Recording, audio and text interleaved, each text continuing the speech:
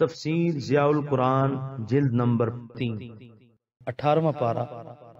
بسم اللہ الرحمن الرحیم۔ سورہ نور آیت نمبر 27۔ یا ایہا الذین آمنوا لا تدخلوا بیوتا غیر بیوتکم حتی تستأنسوا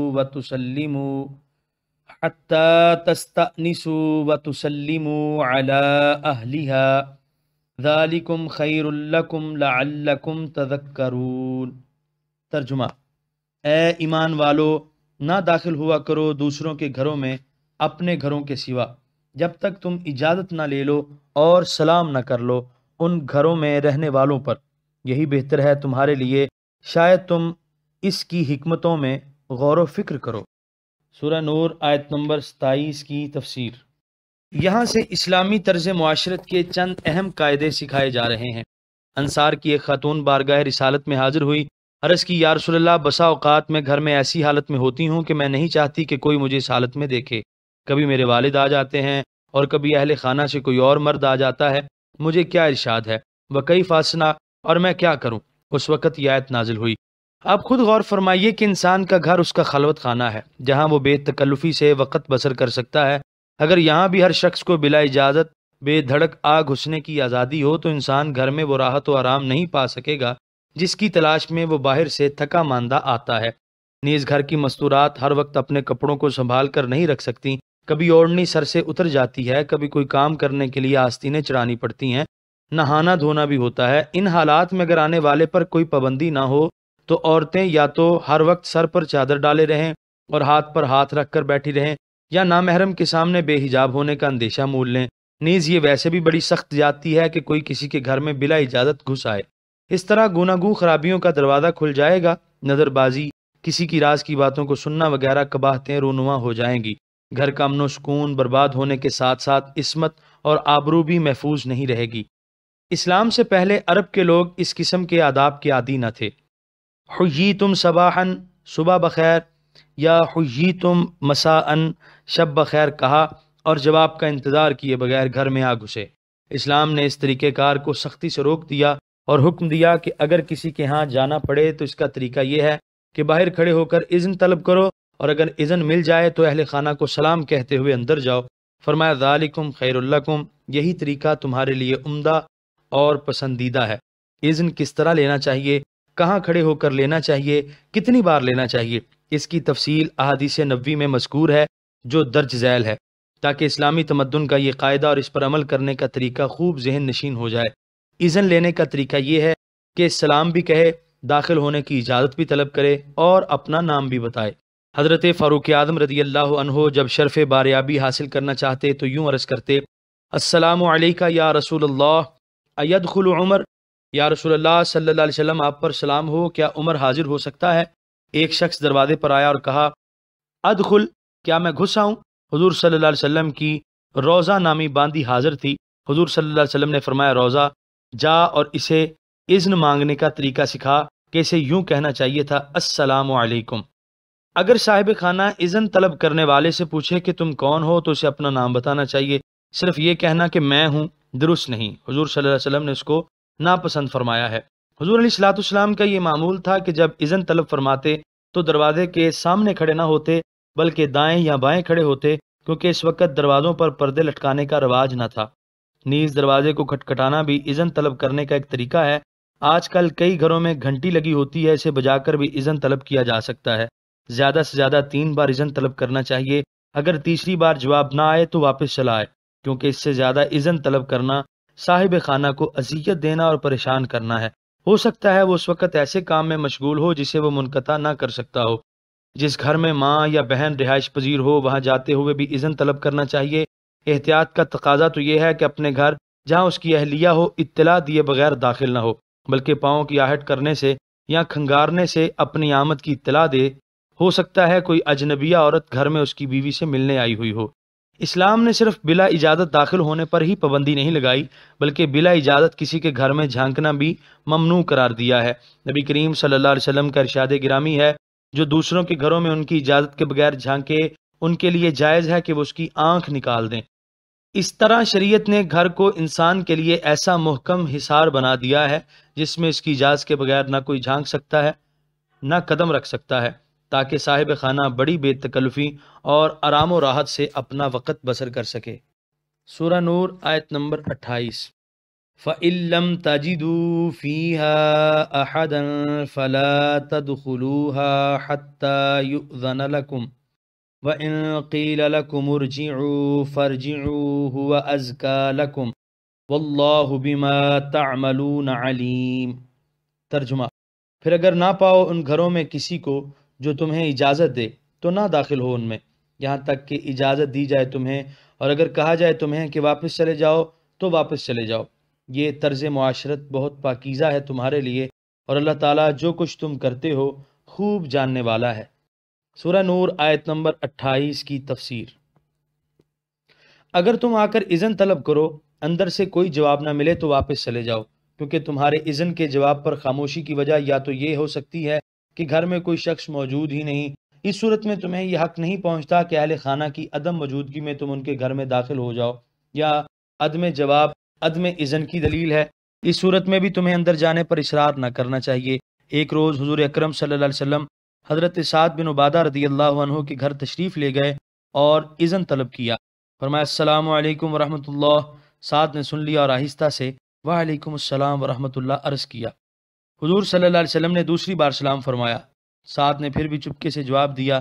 تیسری بار بھی حضور صلی اللہ علیہ وسلم کے سلام کے جواب میں سعد نے آہستہ سے وعلیکم السلام کہہ دیا۔ حضور صلی اللہ علیہ وسلم واپس تشریف لے جانے لگے تو سعد دوڑتے ہوئے آئے اور عرض کی، میرے ماں باپ آپ صلی اللہ علیہ وسلم پر قربان ہوں۔ حضور صلی اللہ علیہ وسلم نے جتنی بار سلام فرمایا میں نے سنا اور جواب دیا۔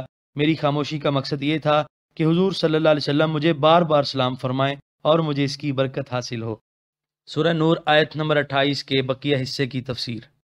اور اگر کہا جائے تمہیں کہ واپس چلے جاؤ، اگر تم نے اذن طلب کیا اور مالک مکان نے اجازت نہ دی تو کبیدہ خاطر اور پریشان ہونے کی ضرورت نہیں، ناراضگی محسوس کیے بغیر واپس چلے جاؤ۔ ہو سکتا ہے کہ اہل خانہ کسی ایسے کام میں مشغول ہوں کہ اسے ترک کرنا ان کے لیے تکلیف دہ ہو۔ جو لوگ کوئی تحقیقی کام کرنے میں مشغول ہوتے ہیں انہیں اپنے احباب کا شکوہ کرتے ہوئے اکثر سنا گیا ہے۔ وہ بیچارے اپنا کام چھوڑ کر اکثر دوستوں کی خاطر مدارات میں مشغول ہوتے ہیں تو پہروں کی جگر کاوی اور جاں کاہی خاک میں مل جاتی ہے۔ اگر اپنے کام میں لگے رہتے ہیں تو ان کے احباب اور کرم فرما بگڑ جاتے ہیں اور ان پر تان و تشنی کے تیروں کی بوچھاڑ کر دیتے ہیں۔ اسلام نے کیا عمدہ آداب سکھائے ہیں کہ اگر کسی وقت تمہیں ملاقات کی اجازت نہیں ملی تو خوشی خوشی واپس چلے جاؤ، اس کو اپنے کام میں منہمک رہنے دو، تمہارے لیے یہی کام بہتر ہے۔ یہاں گھر کی تقدیس کے ساتھ ساتھ وقت کی قدر و منزلت کا سبق دیا جا رہا ہے، یعنی مومن کی زندگی اتنی بیکار اور بے مصرف تو نہیں ہوتی کہ جس وقت کوئی چاہے اس کے اوقات میں دخیل ہو جائے، نہ اس کے پاس اتنا فالتو وقت ہوتا ہے کہ ہر وقت آپ کے لیے گوش پر آواز رہے۔ جو وقت اس نے مطالعہ یا کسی مخصوص کام کے لیے مقرر کر رکھا ہے اس میں اس کو کام کرنے دو، اس کی مصروفیتوں کا احترام کرو۔ اگر اس نے اپنی کسی مجبوری کے باعث معذرت کی ہے تو خندہ پیشانی سے اس کی معذرت خواہی کو قبول کر لو۔ اگر کوئی اجازت طلب کرے اور اس وقت اسے اجازت نہ ملے تو اسے یہ اختیار ہے کہ دروازے سے ہٹ کر بیٹھ جائے اور اس شخص کا انتظار کرے۔ حضرت ابن عباس رضی اللہ عنہما کوئی حدیث سننے کے لیے کسی انصاری کے ہاں تشریف لے جاتے اور وہ آرام کر رہے ہوتے تو آپ اس کے انتظار میں باہر ٹھہر جاتے۔ وہ جب اپنے معمول کے مطابق باہر آتے اور حضرت ابن عباس رضی اللہ عنہما کو منتظر پاتے تو کہتے، اے رسول کریم صلی اللہ علیہ وسلم کے چچا کے صاحبزادے، آپ نے اپنی آمد سے ہمیں مطلع کیوں نہ کیا تاکہ ہم اسی وقت حاضر ہو جاتے؟ تو آپ فرماتے، ہمیں علم حاصل کرنے کا یہی طریقہ سکھایا گیا ہے۔ سورہ نور آیت نمبر 29۔ لیس علیکم جناح ان تدخلوا بیوتا غیر مسکونۃ فیہا متاع لکم واللہ یعلم ما تبدون وما تکتمون۔ ترجمہ: کوئی حرج نہیں تم پر اگر تم داخل ہو ایسے گھروں میں جن میں کوئی آباد نہیں، جن میں تمہارا سامان رکھا ہے، اور اللہ تعالیٰ جانتا ہے جو تم ظاہر کرتے ہو اور جو تم چھپاتے ہو۔ سورہ نور آیت نمبر 29 کی تفسیر۔ اس سے مراد سرائے، مہمان خانہ اور ہوٹل وغیرہ ہیں جہاں ہر وقت آنے جانے کی عام اجازت ہوتی ہے۔ سورہ نور آیت نمبر 30۔ قل للمؤمنین یغضوا من ابصارہم ویحفظوا فروجہم ذالک ازکی لہم ان اللہ خبیر بما یصنعون۔ ترجمہ، آپ حکم دیجئے مومنوں کو کہ وہ نیچے رکھیں اپنی نگاہیں اور حفاظت کریں اپنی شرمگاہوں کی، یہ طریقہ بہت پاکیزہ ہے ان کے لیے، بے شک اللہ تعالیٰ خوب آگاہ ہے ان کاموں پر جو وہ کیا کرتے ہیں۔ سورہ نور آیت نمبر 30 کے پہلے حصے کی تفسیر۔ شریعت اسلامیہ فقط گناہوں سے نہیں روکتی اور ان کے ارتکاب پر سزا نہیں دیتی، بلکہ ان تمام وسائل اور ذرائع پر پابندی عائد کرتی ہے اور انہیں ممنوع قرار دیتی ہے جو انسان کو گناہوں کی طرف لے جاتے ہیں، تاکہ جب گناہوں کی طرف لے جانے والا راستہ ہی بند ہوگا تو گناہوں کا ارتکاب آسان نہیں ہوگا۔ طبیعت میں ہیجان پیدا کرنے والے اور جذبات شہوت کو مشتعل کرنے والے اسباب سے نہ روکنا اور ان کو کھلی چھٹی دے دینا اور پھر یہ توقع رکھنا کہ ہم اپنے قانون کی قوت سے لوگوں کو برائی سے بچا لیں گے، بڑی نادانی اور ابلہی ہے۔ اگر کوئی نظام ان عوامل اور محرکات کا کلا کما نہیں کرتا جو انسان کو بدکاری کی طرف دھکیل کر لے جاتے ہیں، تو اس کا صاف مطلب یہ ہے کہ وہ اس برائی کو برائی نہیں سمجھتا اور نہ اس سے لوگوں کو بچانے کی مخلصانہ کوشش کرتا ہے۔ اس کی زبان پر جو کچھ ہے وہ اس کے دل کی صدا نہیں بلکہ محض ریاکاری اور ملمہ سازی ہے۔ کسی کو بہتے ہوئے دریا میں دھکا دے کر گرا دینا اور پھر اس کو یہ کہنا کہ خبردار، اپنے دامن کو پانی کی موجوں سے گیلا نہ ہونے دینا، بہت بڑی زیادتی ہے۔ اس صورت کا آغاز زناکاروں کی سزا کے ذکر سے ہوا۔ یہاں ان راستوں کو ہی بند کیا جا رہا ہے جو انسان کو اس جرم شنی کی طرف لے جاتے ہیں۔ بدکاری کا سب سے خطرناک راستہ نظر بازی ہے، اس لیے سب سے پہلے اس کو بند کیا جا رہا ہے۔ مردوں کو حکم دیا جا رہا ہے کہ اپنی نگاہیں نیچی رکھو اور اپنی شرمگاہوں کی حفاظت کرو۔ جب نگاہ کسی نامحرم کی طرف نہیں اٹھے گی تو دل میں اس کی طرف کشش پیدا نہ ہوگی، جب کشش ہی نہ پیدا ہوگی تو بدفعلی کا ارتکاب بھی بعید از قیاس ہوگا۔ آیت میں آنکھوں کو مطلقاً بند رکھنے کا حکم نہیں دیا جا رہا، بلکہ اس کی طرف آنکھ بھر کر دیکھنے سے روکا جا رہا ہے جس کی طرف دیکھنا حرام ہے۔ حضور کریم صلی اللہ علیہ وسلم نے بڑی سختی سے نامحرم کی طرف دیکھنے سے منع فرمایا۔ چند ارشادات نبوی ملاحظہ ہوں۔ اگر تم میرے ساتھ ان 6 باتوں کا وعدہ کرو تو میں تمہارے لیے جنت کا ضامن ہوں۔ نمبر 1، جب تم میں سے کوئی بات کرے تو جھوٹ نہ بولے۔ نمبر 2، جب اسے امین بنایا جائے تو خیانت نہ کرے۔ نمبر 3، جب وعدہ کرے تو وعدہ خلافی نہ کرے۔ نمبر 4، اپنی نگاہوں کو نیچے رکھو۔ نمبر 5، اپنے ہاتھوں کو روکے رکھے۔ نمبر 6، اپنی شرمگاہوں کی حفاظت کرے۔ امام بخاری رحمۃ اللہ علیہ نے اپنی صحیح میں حضور صلی اللہ علیہ وسلم کا یہ ارشاد نقل کیا ہے کہ جو شخص مجھے 2 باتوں کی ضمانت دے کہ جو اس کے دونوں جبڑوں کے درمیان یعنی زبان اور جو اس کی دونوں ٹانگوں کے درمیان ہے تو میں اسے جنت کی ضمانت دیتا ہوں۔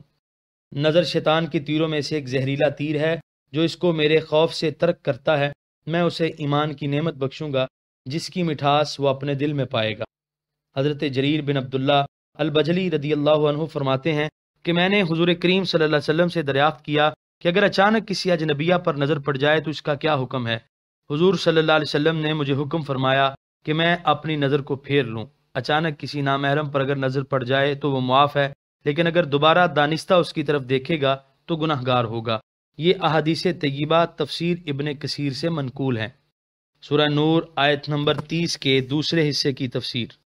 اور حفاظت کریں اپنی شرمگاہوں کی، یعنی اپنی ستر کی جگہوں کو ڈھانپے رکھیں اور انہیں برہنہ نہ ہونے دیں۔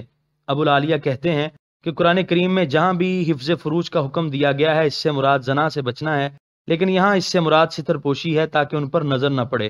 مرد کا ستر ناف سے گھٹنوں تک ہے، اتنی جگہ کو اسے ننگا نہ ہونے دینا چاہیے، اور اگر کوئی برہنہ ہو تو اس کی طرف دیکھنا نہ چاہیے۔ تنہائی میں بھی بے پردہ ہونے کی اجازت نہیں۔ حضور صلی اللہ علیہ وسلم نے اپنے ایک صحابی کو فرمایا اپنی شرمگاہوں کی حفاظت کرو۔ میں نے عرض کی یا رسول اللہ، اگر انسان تنہا ہو تو پھر اس کے متعلق کیا حکم ہے؟ فرمایا اس وقت بھی ستر نہ کھولے، اللہ تعالیٰ اس بات کا زیادہ حقدار ہے کہ اس سے شرم کی جائے۔ سورہ نور آیت نمبر 30 کے بقیہ حصے کی تفسیر۔ بے شک اللہ تعالیٰ خوب آگاہ ہے ان کاموں پر جو وہ کیا کرتے ہیں۔ نگاہیں نیچی رکھنے کی حکمت بیان فرمائی جا رہی ہے کہ اس طرح ہی تمہارا دامن عفت پاک رہ سکتا ہے اگر نگاہیں ہوسناک ہوں، مرد و زن کا آزادانہ اختلاط ہو، خلوت میں نامحرموں کے ساتھ سلسلہ گفتگو بھی جاری رہے، اور پھر انسان یہ خیال کرے کہ وہ اپنے دامن کو داغدار نہیں ہونے دے گا، تو یہ اس کی حماقت کی انتہا ہے۔ اگر ہم چاہتے ہیں کہ ہمارے بچے اور بچیاں عفیف اور عصمت شیار رہیں تو ہمارا فرض ہے کہ ہم انہیں قرآن کریم کی آیات کی تعلیم دیں، حضور کریم علیہ الصلوۃ والسلام کے یہ حکیمانہ ارشادات ازبر کرائیں تاکہ وہ ہلاکت کے اس گرداب کے نزدیک ہی نہ آنے پائیں۔ نظر دل کی طرف کھلنے والا سب سے بڑا دروازہ ہے۔ نگاہ کی بیرا روی کے باعث ہی اکثر لغزشیں ہوتی ہیں، اس لیے اس سے بچنا چاہیے اور تمام محرکات سے انہیں روکنا چاہیے۔ سورہ نور آیت نمبر 31۔ وَقُلْ لِلْمُؤْمِنَاتِ يَغْضُضْنَ مِنْ أَبْصَارِهِنَّ وَيَحْفَظْنَ فُرُوجَهُنَّ وَلَا يُبْدِينَ زِينَتَهُنَّ إِلَّا مَا ظَهَرَ منها وَلْيَضْرِبْنَ بِخُمُرِهِنَّ عَلَى جُيُوبِهِنَّ وَلَا يُبْدِينَ زِينَتَهُنَّ إِلَّا لِبُعُولَتِهِنَّ أَوْ آبَائِهِنَّ أَوْ آبَاءِ بُعُولَتِهِنَّ أَوْ أَبْنَائِهِنَّ أَوْ أَبْنَاءِ بُعُولَتِهِنَّ أَوْ إِخْوَانِهِنَّ أَوْ بَنِي إِخْوَانِهِنَّ أَوْ بَنِي أَخَوَاتِهِنَّ أَوْ نِسَائِهِنَّ أَوْ مَا مَلَكَتْ أَيْمَانُهُنَّ أَوِ التَّابِعِينَ غَيْرِ أُولِي الْإِرْبَةِ مِنَ الرِّجَالِ أَوِ الطِّفْلِ الَّذِينَ لَمْ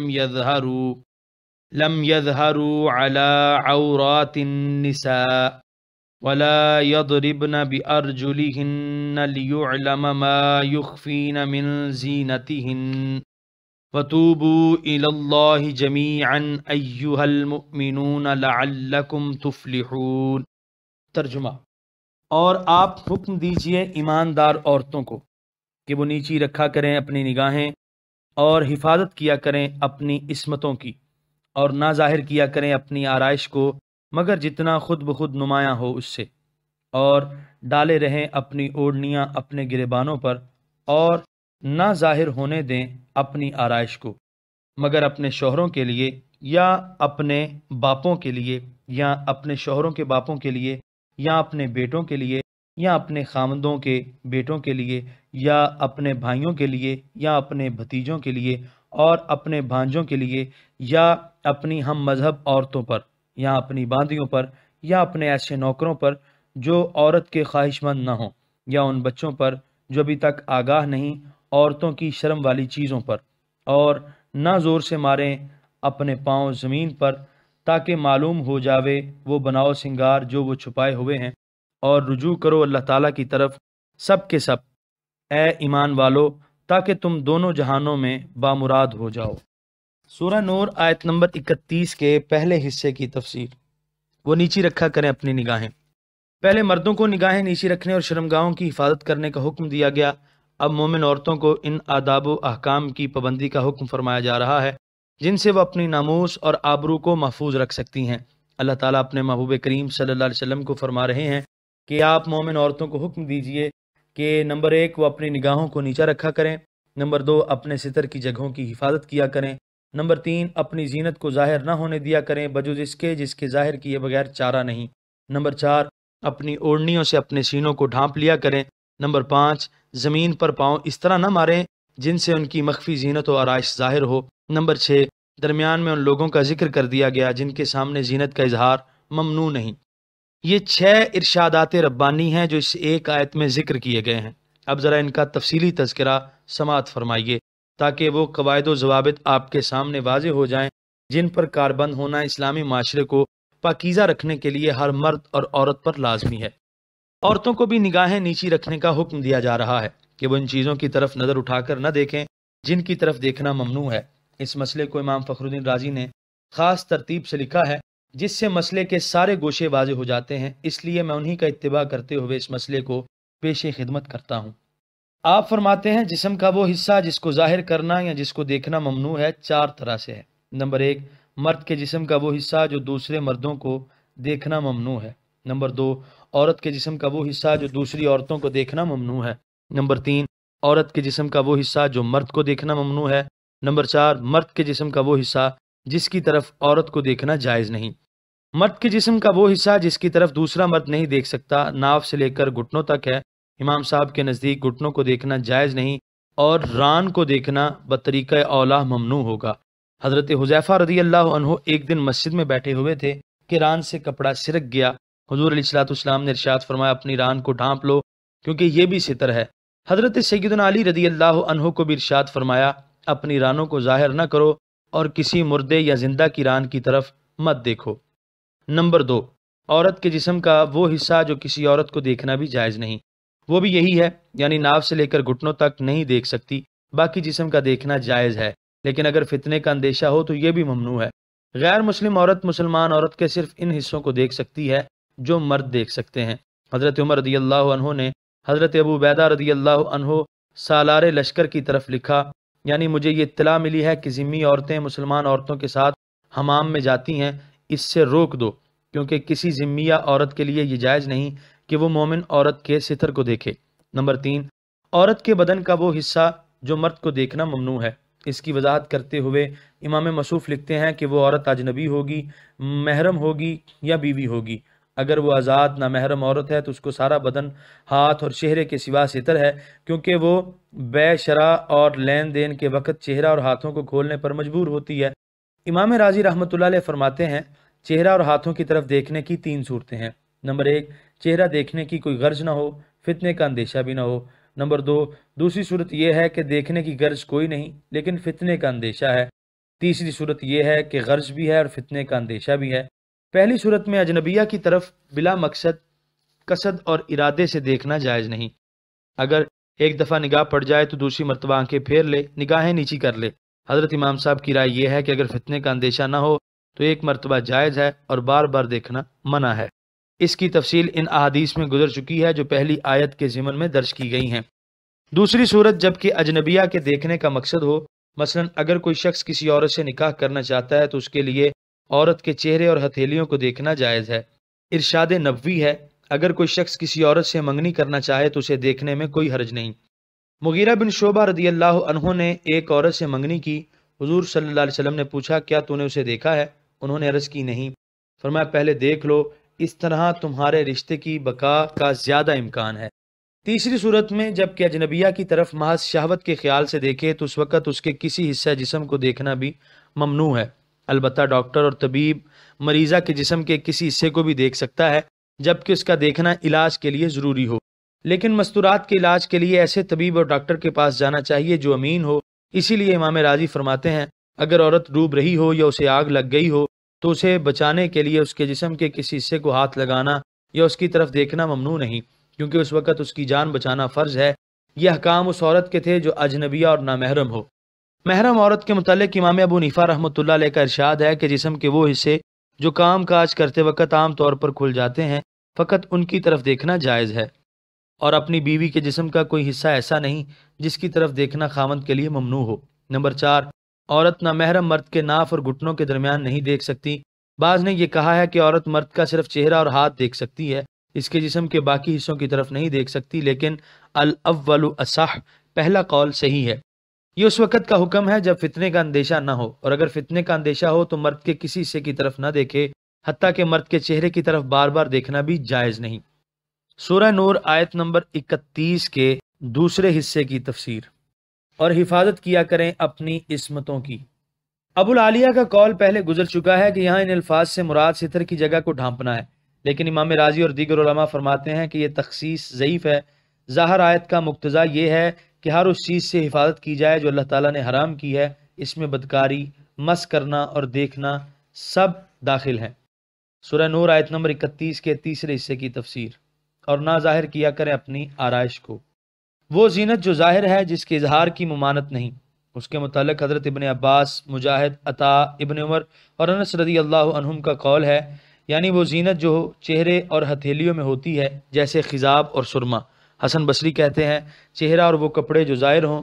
سعید بن مسیب نے فرمایا چہرے کا وہ حصہ جو ظاہر ہو، اس سے مراد لباس ہے۔ یہ مختلف اقوال لکھنے کے بعد امام ابو بکر الجساس لکھتے ہیں، یعنی علماء احناف کا قول یہ ہے کہ اس سے مراد چہرہ اور ہتھیلیاں ہیں، کیونکہ سرما چہرے کی اور خضاب اور انگوٹھی ہتھیلیوں کی زینت ہیں۔ لیکن خیال رہے کہ یہ اباحت اس وقت ہے جب کہ فتنے کا اندیشہ نہ ہو، ورنہ چہرہ اور ہتھیلی کو دیکھنا بھی حرام ہے۔ علامہ ابو حیان الاندلسی لکھتے ہیں کہ اگر عورت خوبرو ہو اور اس کے چہرے اور ہاتھوں کی طرف دیکھنا فتنے کا باعث ہو تو اس پر لازم ہے کہ وہ اپنے چہرے اور ہاتھوں کو ظاہر نہ کرے۔ آج جب کہ لوگوں کی آنکھوں میں حیا نہیں رہی ہر طرف آوارگی اور بےہودگی کا دورہ ہے۔ ہر اس شخص پر جس کی نگاہوں میں عفت و عصمت کی کوئی قدر و قیمت ہے، اسے چاہیے کہ وہ اپنی جوان بہو بیٹیوں کو بے پردہ باہر نکلنے سے روکے اور انہیں نامحرموں کے سامنے بے تکلفی سے آنے کی اجازت نہ دے۔ سورہ نور آیت نمبر 31 کے چوتھے حصے کی تفسیر۔ اور ڈالے رہیں اپنی اوڑھنیاں اپنے گریبانوں پر۔ پہلے عورتیں سر پر جو کپڑا ڈالتی تھیں ان کے پلو اپنی پشت پر لٹکا دیا کرتی تھیں، اس طرح ان کی گردن، کان، سینہ وغیرہ ظاہر رہتے تھے۔ اس آیت میں یہ حکم دیا کہ سر پر جو اوڑھو اس کے پلوں کو پشت پر پیچھے نہ پھینک دو، بلکہ انہیں اپنے گریبانوں پر ڈال دو تاکہ تمہارے سینے، گردن وغیرہ لوگوں کی نظروں سے چھپ جائیں۔ جب یہ آیت نازل ہوئی اور مردوں نے جا کر اپنی بیویوں، بیٹیوں اور بہنوں کو سنائی تو اسی وقت انہوں نے اس کی تعمیل کی اور اپنی ایک پرانی عادت کو چشم زدن میں چھوڑ کر اطاعت و انقیاد کی ایک نادر مثال پیش کی۔ حضرت عائشہ صدیقہ رضی اللہ عنہا کے پاس آپ کی بھتیجی حضرت حفصہ بنت عبد الرحمن آئیں۔ انہوں نے اس وقت ایک باریک اوڑھنی سر پر ڈالی ہوئی تھی۔ آپ کو یہ چیز سخت ناگوار گزری اور فرمایا، بیٹی، ایسی اوڑھنی اوڑھنے کا حکم ہے جو موٹی ہو اور جس سے پردے کا مقصد پورا ہو۔ دختران اسلام ذرا خود ہی انصاف کریں کہ جو باریک دوپٹے وہ اوڑھتی ہیں اور جس طرح انہیں سر کے بجائے اپنے کندھوں پر ڈال لیتی ہیں اور سینہ تان کر سرے بازار چلتی ہیں، ان کا یہ طریقہ کار اسلام کی تعلیمات کے کتنا منافی ہے۔ علامہ اقبال رحمۃ اللہ علیہ نے کتنے درد بھرے انداز میں دختران ملت کو عریانی اور بے پردگی سے باز آنے کی تلقین کی ہے۔ یعنی اگر تو ایک درویش کی نصیحت کو قبول کر لے تو ہزاروں امتیں فنا ہو سکتی ہیں، لیکن تو ہمیشہ زندہ رہے گی۔ حضرت فاطمہ زہرا رضی اللہ عنہا بطول جنت رضی اللہ عنہا کا شیوہ اختیار کر اور زمانے کی نگاہوں سے چھپ جا تاکہ تیری آغوش میں شبیر جیسا فرزند پرورش پا سکے۔ اس آیت سے یہ بھی واضح ہو گیا کہ سر، گردن اور سینے کا چھپانا فرض ہے۔ سورہ نور آیت نمبر 31 کے 5ویں حصے کی تفسیر۔ اور نہ ظاہر ہونے دیں اپنی آرائش کو۔ پہلے مومن عورتوں کو زینت کی نمائش سے منع فرمایا، اب ان لوگوں کی فہرست بیان کر دی جن کے ساتھ نہایت قریبی تعلق ہوتا ہے اور جن کے ہاں آمد و رفت عام ہوتی ہے۔ اگر ایسے قریبی رشتہ داروں پر بھی اس قسم کی پابندیاں لگا دی جاتی تو لوگ طرح طرح کی الجھنوں میں مبتلا ہو جاتے اور زندگی کی بہت سی سہولتوں سے محروم ہو جاتے۔ اس لیے بتا دیا کہ مسلم خواتین کو عام مردوں سے اپنی آرائش چھپانی چاہیے، لیکن ان رشتہ داروں سے جن کا ذکر اس آیت میں کیا گیا ہے اپنی آرائش کو چھپانے کی ضرورت نہیں۔ اس فہرست میں جن اقربا کا ذکر ہے خامند کے سوا، وہ محرم ابدی ہونے میں سب یکساں ہیں، لیکن قرابت میں واضح فرق ہے۔ اس لیے علماء اسلام نے انہیں 3 درجوں میں تقسیم کیا ہے۔ سب سے پہلا درجہ خامند کا ہے، گھر میں جو اس کا مقام ہے وہ کسی کا نہیں، یعنی اس سے کسی قسم کا پردہ اور حجاب نہیں۔ اس کے بعد باپ، بیٹا اور بھائی ہیں۔ اس کے بعد خامند کا بیٹا ہے۔ جو چیز اول الذکر کے سامنے ظاہر کی جا سکتی ہے وہ آخر الذکر افراد کے سامنے ظاہر کرنے کی اجازت نہیں۔ جن لوگوں کے سامنے اظہار زینت ممنوع نہیں ان میں سر فہرست خامند ہے، لیکن اس سے کسی طرح کا بھی حجاب نہیں۔ اس کے بعد محرم لوگ ہیں، لیکن ان کے مراتب مختلف ہیں۔ جو مرتبہ باپ اور بھائی کا ہے وہ خامند کے بیٹے کا نہیں، اس لیے اظہار زینت میں بھی فرق ہوگا۔ سورہ نور آیت نمبر 31 کے 6 حصے کی تفسیر۔ یا اپنی ہم مذہب عورتوں پر۔ جس طرح پہلے عرض کیا جا چکا ہے کہ عورتوں سے مراد مسلمان عورتیں ہیں، غیر مسلم عورتوں کے سامنے اپنی پوشیدہ زینت کی جگہوں کو کھولنا ممنوع ہے۔ سورہ نور آیت نمبر 31 کے 7ویں حصے کی تفسیر۔ یا اپنی باندیوں پر۔ اس سے مراد کنیزیں ہیں، اگرچہ وہ مسلمان نہ ہوں تب بھی ان کے سامنے اظہار زینت کی اجازت ہے۔ حضرت سعید بن مسیب نے فرمایا کہ تمہیں یہ آیت دھوکہ نہ دے، یہاں ماں ملکت سے مراد لونڈیاں ہیں۔ سورہ نور آیت نمبر 31 کے 8ویں حصے کی تفسیر۔ یا اپنے ایسے نوکروں پر جو عورت کے خواہش مند نہ ہوں۔ ان سے مراد وہ لوگ ہیں جن میں عورتوں کی خواہش نہیں ہوتی، جیسے عنین، نامرد، خسی وغیرہ۔ سورہ نور آیت نمبر 31 کے 9ویں حصے کی تفسیر۔ یا ان بچوں پر جو ابھی تک آگاہ نہیں عورتوں کی شرم والی چیزوں پر۔ وہ بچے جو عورتوں کے خفیہ معاملات سے بے خبر ہوں۔ جب کوئی لڑکا اگرچہ وہ نابالغ بھی ہو ان معاملات سے آگاہ ہو جائے تو اس سے اجنبیوں والا سلوک کیا جائے گا۔ سورہ نور آیت نمبر 31 کے 10ویں حصے کی تفسیر۔ اور نہ زور سے ماریں اپنے پاؤں زمین پر۔ کئی عورتیں پازیب وغیرہ پہن کر نکلتی اور مردوں کے مجمع سے جب ان کا گزر ہوتا تو وہ دانستہ اپنے پاؤں زمین پر مارتی تاکہ مرد پازیب کی جھنکار سن کر ان کی طرف متوجہ ہوں۔ اس آیت میں اس حرکت سے بعد آنے کا حکم صادر فرما دیا۔ ان تمام احکام کا مقصد تو یہ ہے کہ ایسے تمام اشتعال انگیز اطوار اور عوامل پر قدغن لگا دی جائے جن کی وجہ سے اسلامی معاشرے میں بدکاری اور بے حیائی کی راہیں کھل سکتی ہیں، اور جن کی موجودگی میں واضح نصیحت بلکہ قانون کی شدت بھی گناہوں کا انسداد کرنے سے قاصر رہتی ہے۔ اس آیت میں صرف پاؤں مار کر مردوں کی مجلس سے گزرنا ممنوع قرار نہیں دیا جا رہا، بلکہ ہر ایسی چیز جو ان کو نامحرموں کی توجہ کا مرکز بنا دے اس سے بھی منع کیا گیا ہے۔ بھڑکیلے لباس پہن کر یا تیز خوشبو لگا کر مجمع عام میں جانا بھی عورت کے لیے جائز نہیں۔ حضرت ابو ہریرہ رضی اللہ عنہ نے ایک عورت کو آتے ہوئے دیکھا، اس سے خوشبو کی لپٹیں اٹھ رہی تھیں۔ آپ نے اسے فرمایا، اے خداوند جبار کی بندی، کیا تو مسجد سے آ رہی ہے؟ اس نے کہا جی ہاں۔ آپ نے پوچھا کیا تو نے خوشبو لگا رکھی ہے؟ اس نے کہا جی ہاں۔ آپ نے فرمایا میں نے اپنے محبوب ابو القاسم صلی اللہ علیہ وآلہ وسلم کو یہ فرماتے ہوئے سنا کہ اللہ تعالیٰ اس عورت کی نماز قبول نہیں فرماتا جو مسجد میں تیز خوشبو لگا کر جائے جب تک کہ وہ گھر لوٹ کر غسل جنابت نہ کرے۔ وہ عورتیں جو زرق برق بھڑکیلے لباس پہن کر خرامہ خرامہ مٹکتی ہوئی اجنبی مردوں کے پاس آتی جاتی ہیں، دختران اسلام ان کے متعلق اپنے پیارے رسول کریم صلی اللہ علیہ وسلم کا یہ ارشاد گرامی بھی سن لیں۔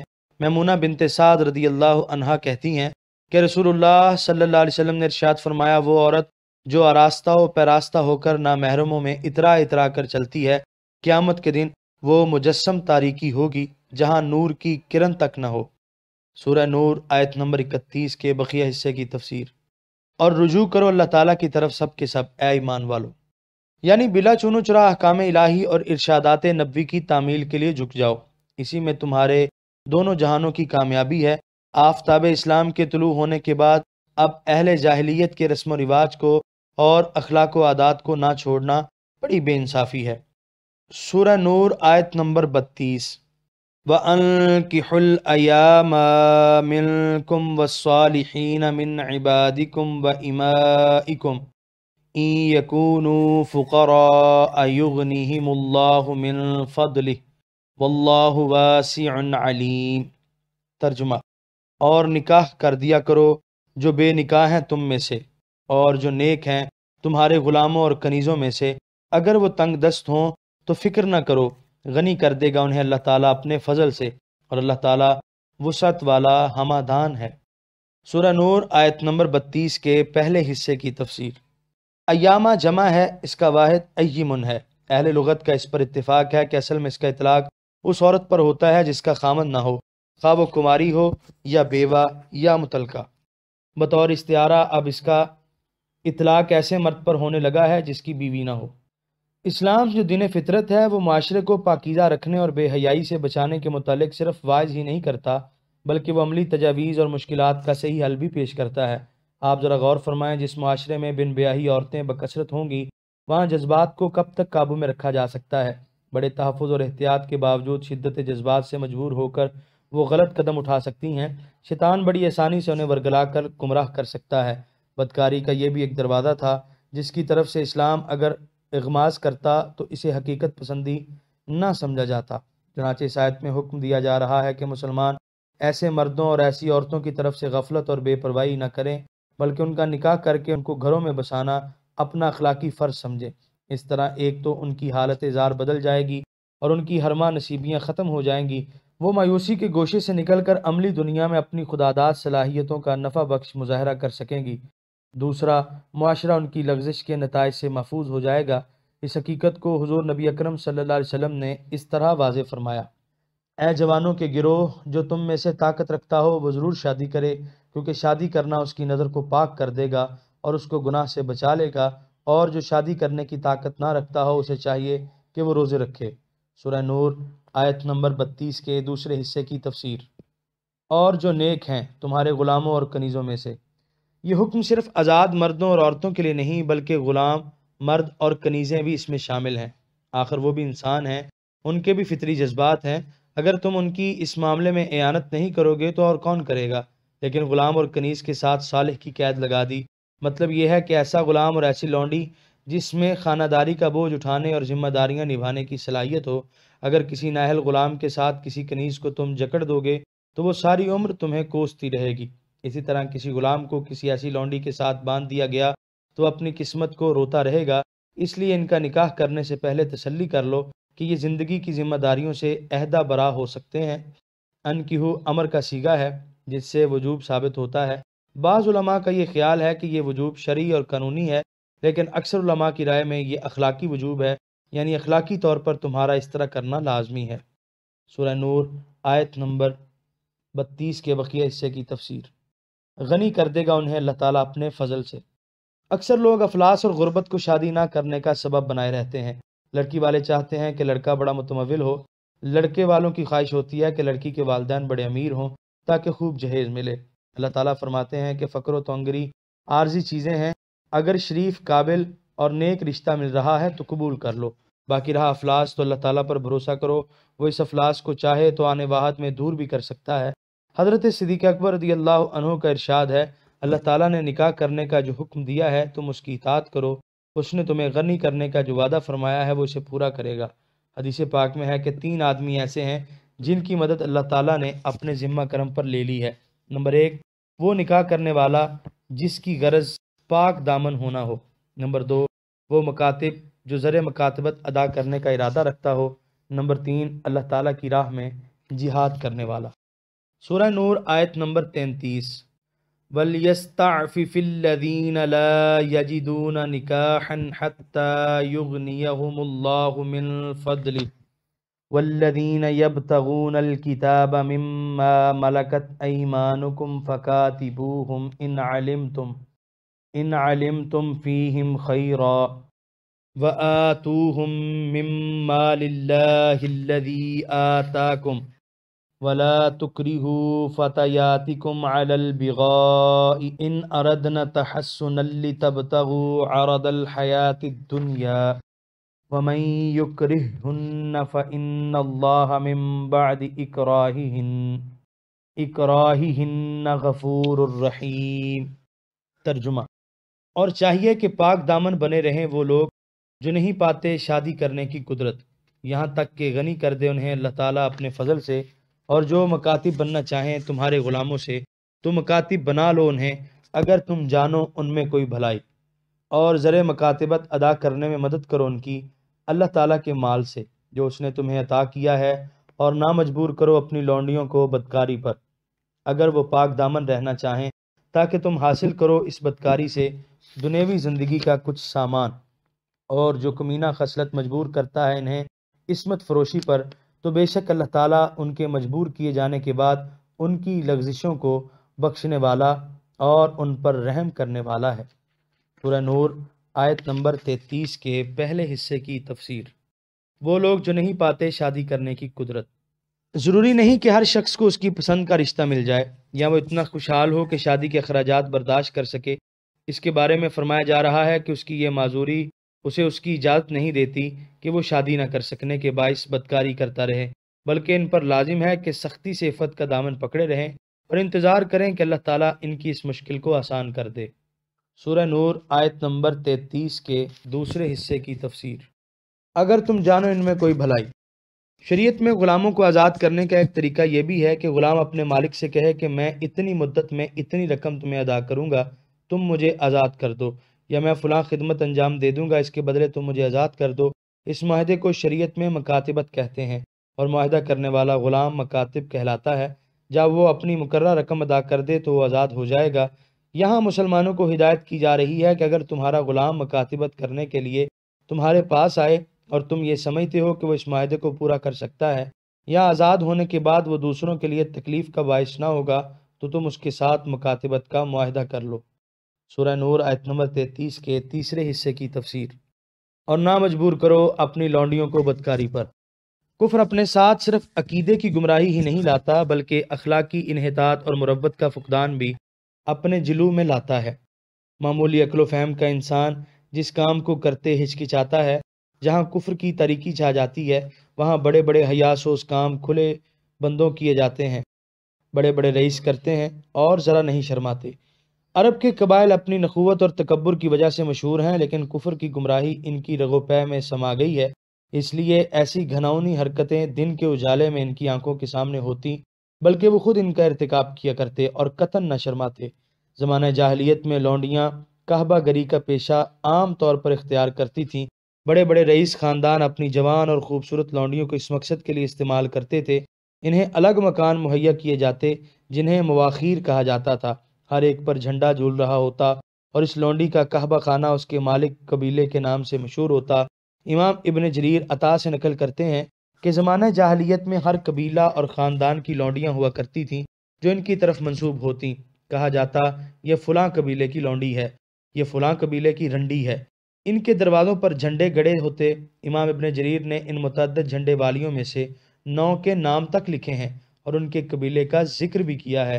نہ یہ بات معیوب تھی، نہ ان کے پاس کسی کا آنا جانا باعث عار و بدنامی تھا۔ ان کے علاوہ متعدد دوسری عورتیں بھی تھیں جو یہ پیشہ کھلے بندوں کیا کرتیں۔ کئی لوگ ان کے ساتھ شادی کر لیتے تاکہ ان کی حرام کمائی سے عیش کریں۔ یثرب کے حالات بھی مکہ سے کچھ مختلف نہ تھے۔ وہاں اس کا سب سے بڑا کاروبار کرنے والا خود عبداللہ بن ابی تھا، جسے اوس و خزرج کے قبیلے اپنا بادشاہ مقرر کرنے والے تھے۔ اور جب حضور صلی اللہ علیہ وسلم مدینہ طیبہ میں تشریف فرما ہوئے، اس کے لیے سونے کا تاج سونار کے پاس تیار ہو رہا تھا۔ اس حیثیت کا انسان وہاں سب سے بڑا احرام کار تھا۔ اس نے اپنے چکلے میں 6 نوجوان اور خوبصورت لونڈیاں رکھی ہوئی تھیں اور ان میں سے ہر ایک کے لیے ایک مقررہ رقم کا کمانا ہر روز ضروری تھا۔ اگر کوئی لونڈی مقررہ رقم پیش نہ کرتی تو اسے زد و کوب کی جاتا اور مقررہ رقم پوری کرنے پر مجبور کیا جاتا۔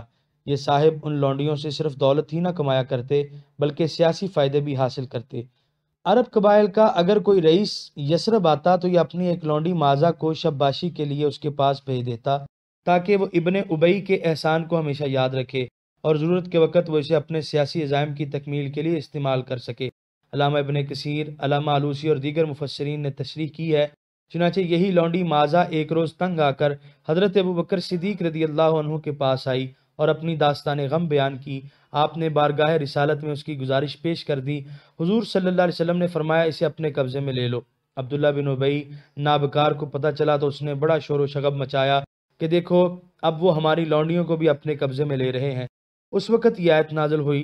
اس طرح قانونی طور پر کعبہ گری کی قباحت اسلامی معاشرے سے ختم کر دی گئی، جسے یورپ میں آج بھی قانون کی پشت پناہی حاصل ہے۔ سورہ نور آیت نمبر 33 کے 5ویں حصے کی تفسیر۔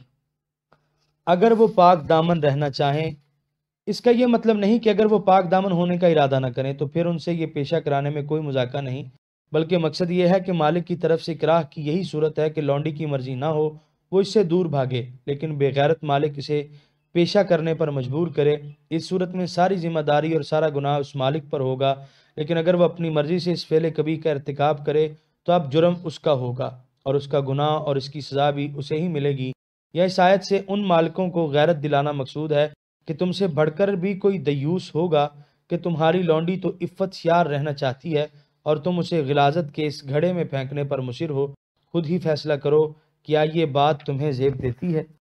سورہ نور آیت نمبر 33 کے بقیہ حصے کی تفسیر۔ تاکہ تم حاصل کرو اس بدکاری سے دنیوی زندگی کا کچھ سامان۔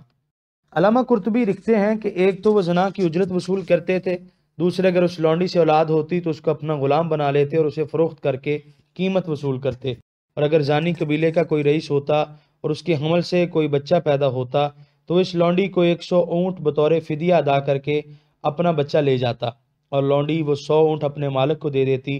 اس طرح انتہائی بے غیرتی سے وہ دولت کمانے میں لگے رہتے۔ اس آیت میں بھی ایسی کمائی کو حرام قرار دیا گیا۔ حضور سرور عالم صلی اللہ علیہ وسلم نے بھی صاف الفاظ میں فرما دیا کہ زانیہ کی کمائی ناپاک ہے۔ اگر کوئی شخص اپنی لونڈی کو یہ پیشہ اختیار کرنے پر مجبور کرتا ہے تو وہ مالک گناہ گار ہوگا، وہ لونڈی معذور تصور کی جائے گی، نہ اس کے نامہ عمل میں یہ گناہ لکھا جائے گا اور نہ اسے اس کی سزا ملے گی۔ سورہ نور آیت نمبر 34۔ وَلَقَدْ أَنزَلْنَا إِلَيْكُمْ آيَاتٍ مُبَيِّنَاتٍ وَمَثَلًا مِّنَ الَّذِينَ خَلَوْا مِن قَبْلِكُمْ وَمَوْعِظَةً لِّلْمُتَّقِينَ۔ ترجمہ۔ اور ہم نے اتاری ہیں تمہاری طرف روشن آیتیں، نیز ہم نے اتارے ہیں بعض حالات ان لوگوں کے جو گزر چکے ہیں تم سے پہلے، نیز اتاری ہے نصیحت پرہیزگاروں کے لیے۔ سورہ نور آیت نمبر 34 کی تفسیر۔ اب تک مختلف اور متعدد احکامات بڑی وضاحت سے بیان کر دیے گئے، جن کا مقصد معاشرے کو ہر قسم کی بے حیائیوں، بدکاریوں سے پاک کرنا اور پاک رکھنا ہے۔ یہ احکامات اتنے واضح ہیں کہ ان کے متعلق یہ کہنے کی جسارت کوئی بھی نہیں کر سکتا کہ وہ انہیں سمجھ نہیں سکا۔ اس کے علاوہ قرآن کریم میں ان قوموں کے حالات بھی پوری تفصیل سے متعدد بار بیان کیے گئے ہیں، جنہیں اللہ تعالیٰ کے احکام سنائے گئے، سمجھائے گئے، لیکن وہ باز نہ آئے، حتیٰ کہ وہ غضب الہی کا شکار ہو گئے اور ان کا نام و نشان تک مٹا دیا گیا۔